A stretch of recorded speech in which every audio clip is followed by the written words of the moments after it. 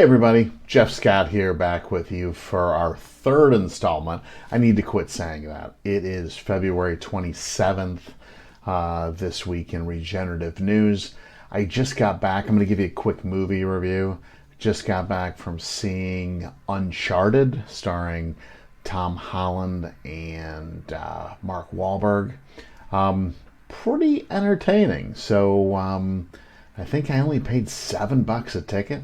Pretty entertaining. I haven't been to the movies in forever, so it's nice to get out, get back into that environment. I think we all enjoy going to the movies. I'm kind of tired of the HBO Max, Netflix, Hulu cycle I've been roped into. So if you get a chance to go to the movies, I do recommend Uncharted. I'm going to give it a B-, but it's not a waste of your money at the theater. But it's pretty entertaining. So, and it's kind of, what you thought of, what you think it's going to be if you've seen the previews. So I just wanted to share that with you on kind of a lighthearted note. So I do have two stories I want to get in today.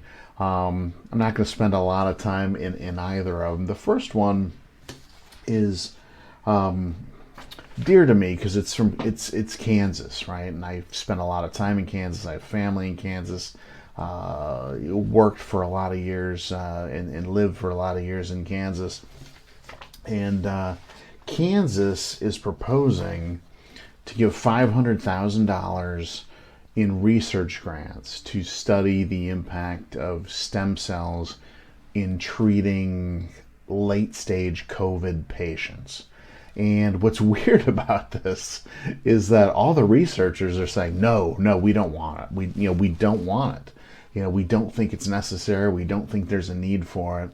And the undertones are that, is there something else tied to this that the government wants to, get them to do? Is there a particular message that they're looking to glean from this? But, 500 grand for an associate professor, that's gets you well on your way to a tenure spot at some point. But I think the notion that I almost sense from the article that maybe there's some COVID burnout, right? And quite honestly, there's been a lot of studies, a lot of whether they're empirical, anecdotal, or within the context of a federally funded or a federally approved clinical trial that show, yes, administering stem cells, intravenously, they sequester naturally in the lungs. They don't cross the the air-blood barrier, so they sequester there. And when they're there, they're going to do their thing, and they tend to tamp down inflammation. Keep in mind, mesenchymal stem cells, they are about repair, regeneration, healing. Okay, and those functions don't work well in a hyper-inflammatory environment. So, yeah, it's kind of a foregone conclusion. I know what the outcome is going to be before I even start the experiment. So, having lived in Kansas, 500 grand could do a lot of good in a lot of different areas, just like I'm sure it could in any of your communities throughout the country or wherever you may be watching this video from. So it was just kind of an interesting article that way, is that even the medical community, the University of Kansas, there's a stem cell research center there. They're like, they're kind of like, thanks, but no thanks. And then kind of the politicians are even split on it. So it was just kind of a weird tenor to the article. But, I think the fact that they're looking to throw all of this money, it's something that so many other people have done already. There's just not going to be any surprises there. And I think that's, if you really want to do something cool, fund the study on exosomes. Capture those messages from mesenchymal stem cells. Study how those messages, by themselves, without the cells, an acellular formulation of mesenchymal stem cell messages in the form of exosomes, deliver those to the lungs. Then I'm interested, okay? That makes sense, but that's not what they're talking about here. They're talking about growing out a bunch of cells in petri dishes, harvesting them, injecting them intravenously, sequestering them in the lungs, and letting them do their things. I just think that's inappropriate. So hopefully this goes down, and if so, good for Kansas for saving 500 grand. The second article, I'm always into scams, right? I look at a lot of physician websites, just doing the course of prospecting the way I do. I mean, I'm a marketer, I'm a salesperson. That's what I do. I like to learn about what my potential customers are doing out there. And there's still so many websites out there that are I shouldn't say very, but they are non-compliant with the latest guidelines that the FDA has established. Last May, almost a year ago now. There was an article that was published. Where was this published? This was in Tennessee somewhere, saying be cautious of medical professionals promoting unproven stem cell therapies. I have a problem with the word unproven. Is the blood pressure medication I take, is it necessarily proven? I mean, for me, I have a unique biology, just like you do.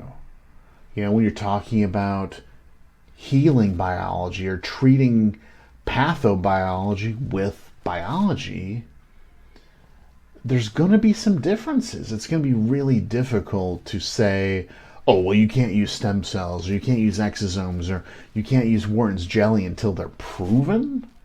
What is proven these days? I'm not even sure what that means, to be quite honest. But, they talk about, the FDA cites these potential safety concerns.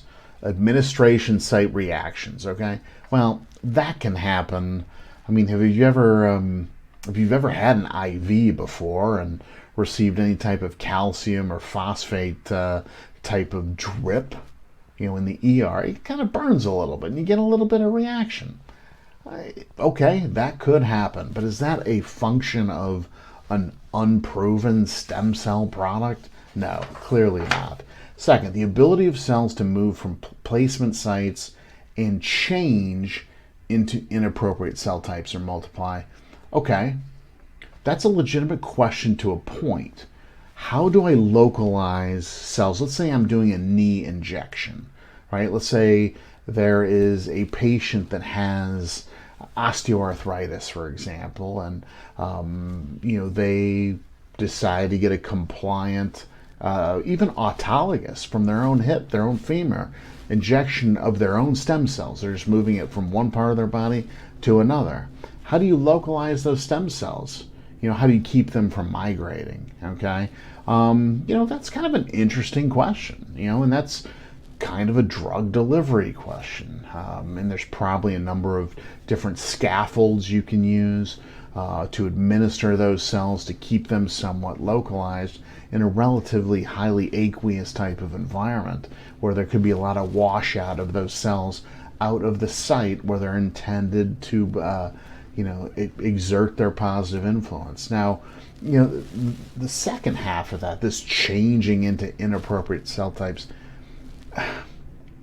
this notion that you can take cells, mesenchymal stem cells from a 60-year-old, and re-inject them into that same 60-year-old, and those cells have the vitality and the function, and that individual has the biological cues where that cell is going to differentiate into something else, it doesn't seem to happen. I mean, it's very difficult to get a stem cell to differentiate in vivo, artificially, using exogenous factors to stimulate it. You can do it in the laboratory, but I've got to do more research on this to see if this is a real issue. I know at the top of mind, we think of stem cells as, oh man, these are magic cells. They can turn into anything. Well, yes, in certain environments, when there's certain biological signals that ask them to do that, Yeah, it's possible, but it's not very likely, and there's tons of data that support what I've said. Just that it's just not a real likely scenario. Failure of cells to work as expected. Of course, you're talking about biology. One injection in me isn't going to work the same in you, vice versa. Who knows? There's a chance that it's going to. The science is there. We understand in general what's going on. We understand what mediators are going to be present and what they do, and how these mediators exert certain effects in general. But for an individual to, I'm going to say one individual is going to respond exactly like another individual. I mean, that's difficult to do with even conventional pharmaceuticals. Do I respond? Does my body respond to the blood pressure, a certain blood pressure medication, the same way that somebody else does? Probably not. Okay, we have unique metabolic profiles, unique genetic profiles that impact how we engage those type of, whether it's a pharmaceutical or a biotherapy. And finally, they're concerned about the growth of tumors. Again, this goes back to really the second reason. You should not give somebody stem cells that has active cancer, okay? Because there tends to be a lot of pro-growth signals, okay, that could move a particular cell type out of its conventional cell cycle position, out of its cell cycle state, and become hyperproliferative. Now, what is the likelihood that that's going to happen with a mesenchymal stem cell? Without differentiating? I don't know, So what I'm saying is beware. Yes, I mean, there's a lot we don't know about biotherapies, stem cells, exosomes, Wharton's jelly. There's a lot we're still working on. That's why it's so exciting, okay? In some of these debates we need to have, and I just don't want.